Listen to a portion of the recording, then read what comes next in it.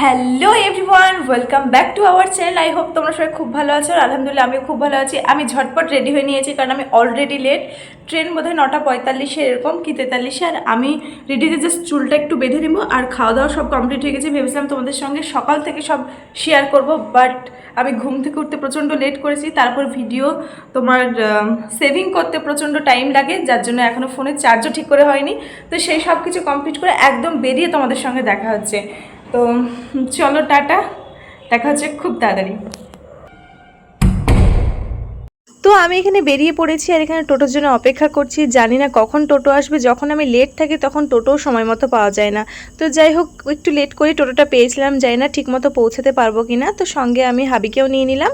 আর কোথায় যাচ্ছি সেটা তো তোমাদেরকে জানাবো। এখন আপাতত স্টেশনে পৌঁছে, আর এই রাস্তাটা আমার খুব সুন্দর লাগে কারণ নতুন এই ওভারব্রিজটা করেছিল, আর ওই পারে হচ্ছে স্টেশনটা। স্টেশনে এসে সবার ফার্স্টে টিকিট কাটলাম, দেন তারপর আমরা এই পারে চলে এসেছিলাম। ট্রেন আসতে কয়েক মিনিটই দেরি, আর একটু দেরি হলে বোধহয় ট্রেনটা পেতাম না। ফাইনালি আমরা ট্রেনে উঠেও পড়েছি, আর জানো ট্রেনটা ভীষণ ফাঁকা ছিল। আমরা কয়েকজনই ছিলাম এই কম্পার্টমেন্টে। আর দেখো আমাদের জার্নি স্টার্টও হয়ে গেল। আর বাইরের দৃশ্যটা এরকম লোকাল ট্রেনে বসে দেখতে আমার কিন্তু ভালোই লাগে। আর তার উপরে হচ্ছে এই ইয়াম্মি ইয়াম্মি খাবারগুলো, এগুলো ছাড়া তো ট্রেন জার্নি অসম্পূর্ণ। এখানে হাবি নিয়েছিল একটা চিপস, আর আমি নিয়েছিলাম এই সোনপাপড়িটা। তো এটা খেতে খেতে আপাতত হাফ রাস্তা জার্নি করা হোক। আর সত্যি বলতে ওই দিন একটু গরমও ছিল, ট্রেনটা ফাঁকা ছিল ঠিকই, বাট হাওয়াটা একটু কম আসছিল। তারপরেই চলে এলো গরমা গরম ঘুগনি। আর বিশ্বাস করবে না, এখন ভয়েস ওভার দিতে গিয়ে আমার মুখে জল চলে আসছে, এত ইয়াম্মি খেতে ছিল। প্রথমত গরম ছিল, তার উপরে একটু বেশি করে লেবু আর স্যালাড দিয়ে খেতে অপূর্ব লাগছিল, এত ইয়াম্মি খেতে ছিল। বাড়ির স্বাদ কিন্তু অনেকটাই আলাদা। যতই বলো তুমি দোকানের মতো ট্রাই করবে, সেই স্বাদটা কিন্তু আসে না। তোমাদের লোকাল ট্রেনের জার্নি কেমন কাটে? আমার তো এরকম চটপাটা খেতে খেতেই আমার রাস্তা কভার হয়ে যায়, যদিও বা খুব একটা দূরের রাস্তা ছিল না, এই ঘন্টাখানিক মতো। ব্যাস, রাস্তা কমপ্লিট। এবার জিনিসপত্র গুছিয়ে নাও, এবার নামার পালা। এবার তোমাদেরকে বলি আমি কোথায় এসেছি আমি আমার বেস্টির বাড়িতে। আর এটা হচ্ছে ধুবুলিয়া স্টেশন, আমাদের বাড়ি থেকে ঘন্টাখানেকের পথ। আর শেষ বেলা একটু ট্রেনটাকেও টাটা করে দিলাম। আর বিশ্বাস করবে না, 11টা মতো বাজে, আর এত রোদ গরম, মনে হচ্ছে পুরোই 12টা না 1টা মতো বাজে। আর এই যে একে দেখো, সানগ্লাস পরে এখন মহারানীর ফিল নিতে নিতে এখন যাচ্ছে। আর এদিকে আমাকে দেখো, কোনো রকমে মুখটা ঢাকা দিয়ে নিজের ব্যাগটাকে টানতে টানতে নিয়ে যাচ্ছি। তারপর আমরা টোটোতে উঠে পড়লাম। খুব একটা বেশি দূর নয়, হেঁটেও যাওয়া যায়, বাট এই রোদে গরমে আমার না হাঁটার ইচ্ছে আছে, না কোনো ইন্টারেস্ট আছে, না কোনো এনার্জি আছে।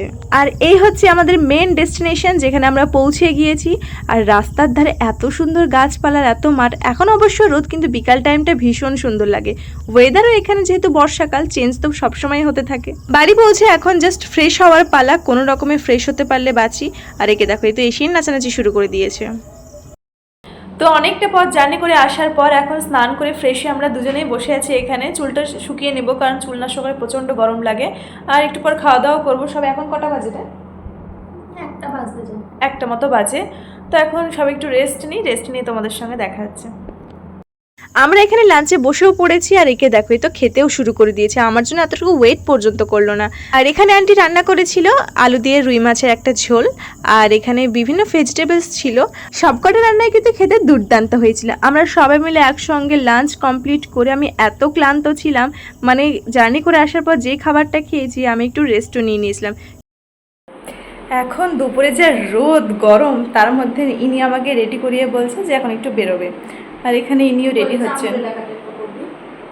না, আমব্রেলা কাটটা পরলে প্রচণ্ড গরম লাগবে, ওই জন্য ভীষণ কমফোর্টেবল এটা আমি পরলাম। সব থেকে কমফোর্টেবল এটা আমার মনে হয়, এই ড্রেসটা কমফোর্টেবল। এই গরমের বাইরে যা রোদ গরম, বাপরে। বলছি, তোমার কি মেকআপ হয়নি? তুমি এরকম বাদরের মতো মুখ সাদা করেছো কেন এত?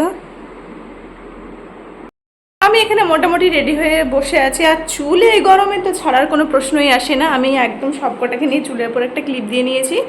আর আমিও মোটামুটি রেডি, জাস্ট একটু ইয়াররিংস পরবো, তাহলে ডান। আর এই হচ্ছে আমার গরমে একদম কমফোর্টেবল আউটফিট। তো চলো বেরিয়ে তোমাদের সঙ্গে দেখা হচ্ছে।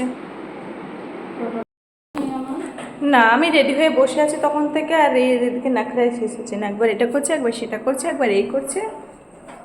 অলরেডি 4টে বেজে গেল। এই তো এখানে রাখা আছে।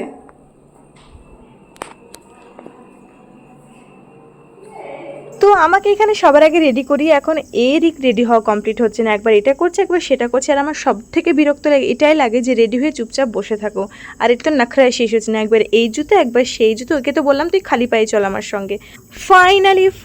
ফাইনালি আমরা বেরোলাম অবশেষে। আর ওয়েদারটা দেখো, প্রচণ্ড রোদ, এখন এই 3টে থেকে 4টে মতো বাজে, বাইরে কিন্তু প্রচণ্ড রোদ গরম ছিল, কিন্তু কি করব বলো, কোনো উপায় নেই, কারণ এখন না বেরোলে আর সন্ধ্যার মধ্যে ফিরে আসতে পারবো না। ও কোথায় যাচ্ছি সেটাই তো বলা হলো না, আমরা যাচ্ছি হাবির পিসির বাড়িতে, তাই আঙ্কেলই রাখতে যাচ্ছে না আমাদেরকে এই রোদে গরমে, আর টোটো কোথায় পাবো, আর তাছাড়া টোটোতে করে যেতে হলে অনেকটা টাইম লেগে যাবে। আর যাই বলো, গ্রামের রাস্তাঘাট কিন্তু বেশ ফাঁকাই থাকে, আর খুবই ভালো লাগেও যেতে। দেখো চারিদিক পুরো ফাঁকা, আর এখানে এত খাবার দিয়েছিল, এত কি খাওয়া যায় বলো। তার জন্য ফার্স্টে আমি এই ড্রিঙ্কসটা খেয়েছিলাম, আসলে গরম থেকে এসেছিলাম তো এই ড্রিঙ্কসটা কিন্তু খুবই ভালো লাগছিলো, আমি তো একসঙ্গে অনেকটা খেয়ে নিয়েছি। কিছুক্ষণ গল্প গুজব করার পর এখন আমরা ফেরার পথ ধরলাম, আর এখন হচ্ছে পড়ন্ত বিকেল, আকাশটা এত অপূর্ব লাগছিল, মানে মাঠ আর আকাশ পুরো দুটোই অসাধারণ লাগছিল দেখতে। তারপর সন্ধ্যাবেলা নিয়েছিলাম এই সন্ধ্যা স্ন্যাক্স, এই ফুচকা। আমি এখানকার ফুচকা আগে কখনো ট্রাই করিনি, আমি আমাদের ওখানকার খেয়ে অভ্যস্ত, তাই ভাবলাম এখানকার ট্রাই করা যাক। এটা কিন্তু আমার খেতে মোটামুটি ভালোই লেগেছিল, একটু অন্যরকম কিন্তু ভালোই। কিন্তু হাই, কার পাশে বসে ফুচকা খেতে বসেছি আমার তো মাথাতেই নেই। ও আমাকে বললো একটা স্পেশাল ফুচকা খাওয়াবে, আমি জানতাম ও একটু হাতে ঝাল দিবে হয়তো, কিন্তু এতটা পরিমাণে ঝাল দেবে যেটা আমি আমার কল্পনাতেও করিনি। জানি না কোন জন্মে শোধ তুলছে। তো যাই হোক, এর রিভেঞ্জ আমি খুব তাড়াতাড়ি ওর উপর নিব। আর আমার রিয়াকশনটা দেখেছো, আমাকে ফেলতে পর্যন্ত দিচ্ছে না, এত আমার জিভ জ্বলছিল। শেষমেশ আমি কিন্তু এটা ফেলেই দিয়েছিলাম, কারণ আর যাই হোক এটা কিন্তু খাওয়া যায় না। আর দেখো ফুচকা নিয়েও মারামারি, লাস্টে যে দুটো শুকনো ফুচকা ছিল, আমাকে এত ঝাল ফুচকা খাওয়ানোর পরে ভাবলাম সেটা খাবো, সেটা নিয়েও কাড়াকাড়ি। তাহলে কার না রাগ উঠে বলো তো।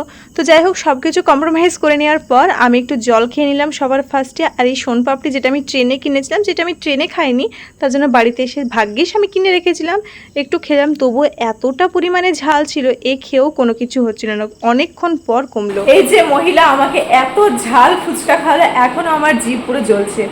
তো আর আমার প্রতি এতটুকু মায়া দয়া কিছু নেই বল, বাস্তব নেই, সত্যি কথা নেই। ও জানে যে আমি একদমই ঝাল খাই না, তার সত্ত্বেও আমাকে এতটা পরিমাণে লঙ্কা দিয়েছে আমি ভাবতে পারিনি। একটু ফ্রুটি খাই, একটু সোনপাপড়ি খেলাম, যদি জিভটা একটু ঠিক হলো, একটু ফ্রুটি খাই।